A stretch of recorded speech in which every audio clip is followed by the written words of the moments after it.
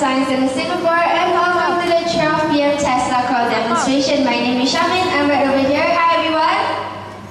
Oh dear, everyone's awake today. So before we begin, I'm going to ask you guys a question. How many of you guys have seen or heard of a Tesla coil before? Anyone? No one? Well, if you haven't, you can look no further. Standing right in front of us in the center of the arena, this tall cylindrical structure.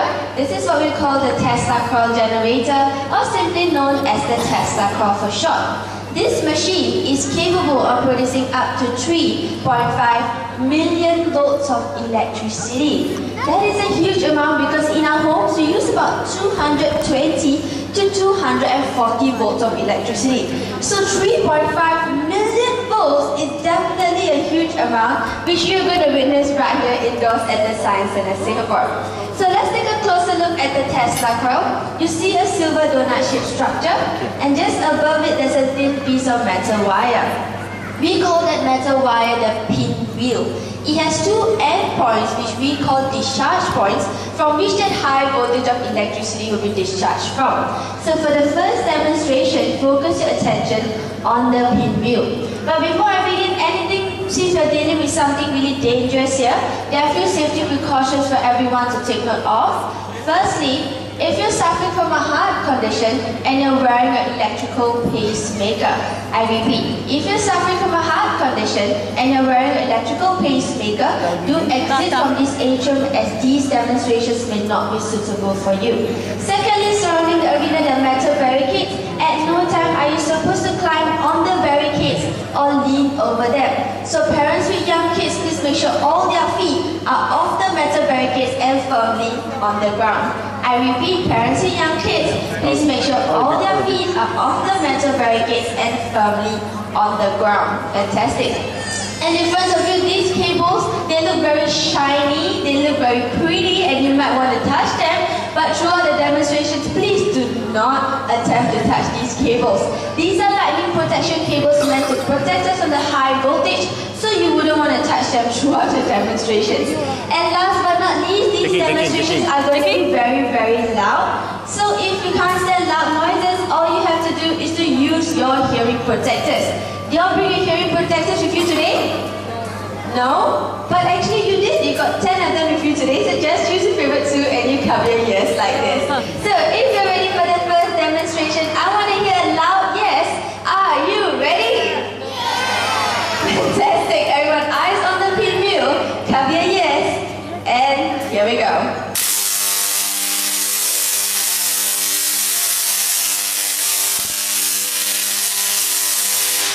Whoa, impressive, wasn't it? What you saw right there was the Tesla coil generating up to 3.5 million volts of electricity. And that electricity ionizes the surrounding air, creating a fourth state of matter which we call plasma. We all know there are three states of matter: solid, liquid, and gas. Those purple sparks are fourth state called plasma, and they are identical to lightning which you see in thunderstorms. And for the next demonstration, as you can see, our very brave Tesla coil specialist Mr. Teo has entered the arena, and he is doing something really dangerous. Can we all give him a big round of applause? Because without him, these demonstrations would not be possible. So what is he doing? He is changing the pinwheel to another metal wire. We call this metal wire the corona point. If you take a closer look, it only has one discharge point and it's a lot thicker. So which means that all that high voltage of electricity will be discharged from that one single point, making the sparks even bigger and brighter. And it is facing the left side of my audience. So to make this a lot more interesting, I have my very beautiful colleague here, Miss Jana, to give out fluorescent tubes to 5 volunteers. As she is shooting 5 volunteers on this side, my audience on this side of the atrium, you must be wondering, why are we giving these volunteers fluorescent tubes, but they are not connected to the Tesla coil in any way? You don't see any wires, so what's going to happen when the Tesla coil starts generating electricity? We are going to find that out together. So, to my volunteers on that side, looks like they are ready. Throughout the demonstration, please do not point the fluorescent tubes towards the metal cables in front of you. Just hold it up high into the sky or the ceiling or something. Okay, so everyone is ready. Eyes on our volunteers. Cover your ears. A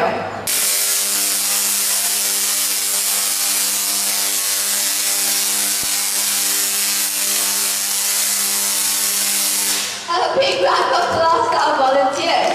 Did you see the fluorescent tubes actually lit up and they kind of look like lightsabers? Is it hot? So, Look at the camera. Is it hot? No, okay. Yes, that was. Okay, but we are wondering, how is that possible? What is that? Science The fluorescent tubes are not connected to the Tesla coil in actually the wires. But how did they light up? We call this phenomenon the wireless transmission of energy. So the electricity from the Tesla coil induces electric fields in the surrounding air, and when this electric field touches the fluorescent tubes, it excites the molecules in the fluorescent tubes, causing them to light up. As simple as that. And for the next demonstration, as you can see, the direction of the corona point has been turned towards this huge metal bird cage in the arena. Do we have giant birds in the science center?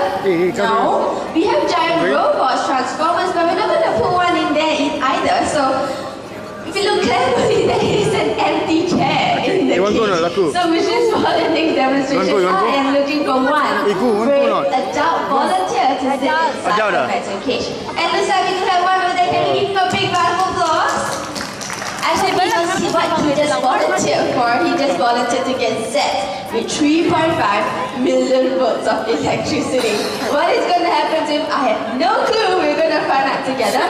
So, as he is signing some important documents over there, I'm going to give you a brief insight into the history the science center won't pay him any damages. The Tesla coil was invented by a Serbian-American scientist named Nikola Tesla in 1891. Although he wasn't a very famous scientist like Albert Einstein or even Thomas Edison, Nikola Tesla was a brilliant inventor. He has over 300 inventions to his name, some of which are still used today, like the shortwave radio, and more importantly, the alternating current motor. You see all the lights around the science center, these are all supplied by the alternating current, and which is also used in your homes today. And looks like our volunteer is ready. Sir, are you ready? Big thumbs up. Do you have friends and family here with you today? Over there. Do you want to wave goodbye to them? Everyone, do you want to wave goodbye to him? Oh, really enthusiastic goodbye. Okay, before we begin, I'm going to tell you a story. This cage is pretty new, and to test it out, a few days ago, I placed a huge watermelon inside and zapped it with 3.5 million volts of electricity, and the watermelon exploded. But, he said, oh no, okay, but you don't look like a watermelon, you're a human being, so maybe you might just be safe. So let's see what's going to happen to our volunteer. Everyone, eyes on our very brave volunteer. Come here, yes, and here we go.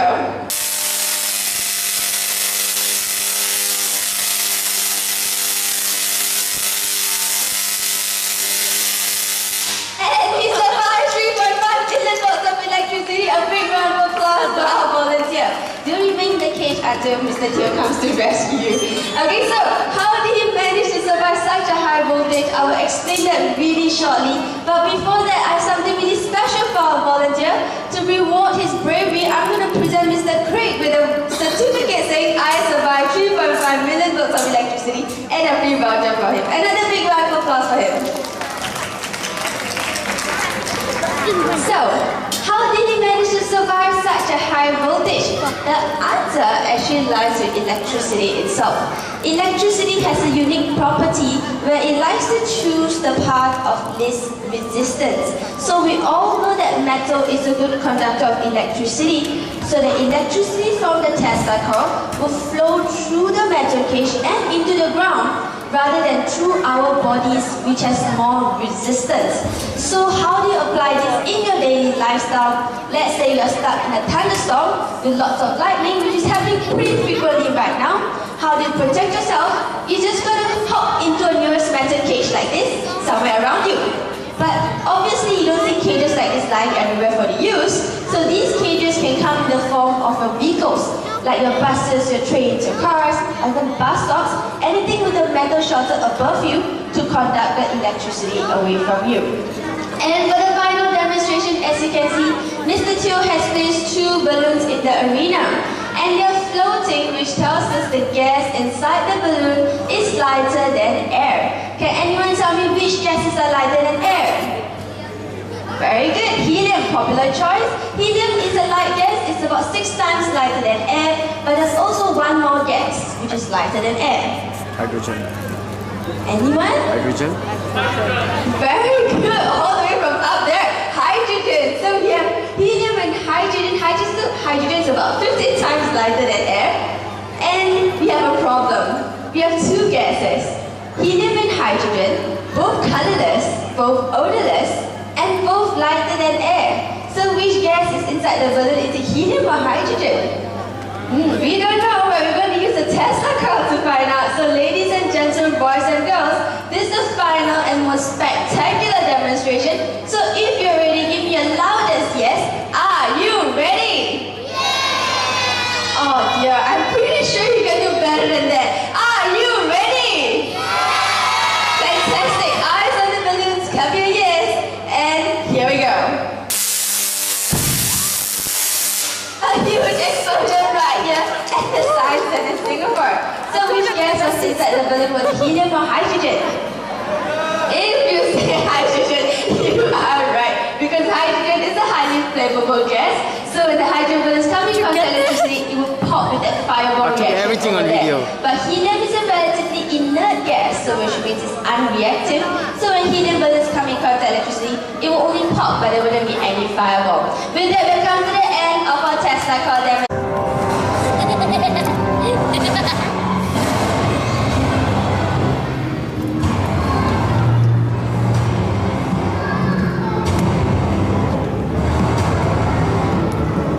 Hey, next show is 2:30. You want to stay or not? What show? Transform movie inside. 2:30. Half an hour lah. Want to stay? Then go and come back. What?